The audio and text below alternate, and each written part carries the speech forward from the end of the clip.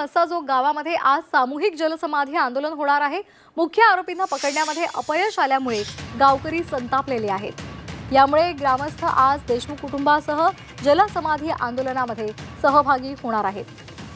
अद्यापही 3 आरोपी हे मोकाट आहेत आणि त्यामुळे अद्याप त्यांना अटक झालेली नाही, म्हणून गावकरी संतापलेले आहेत। त्यामुळे आज मस्साजोग गावामध्ये सामूहिक जलसमाधी आंदोलन केले जाणार आहे।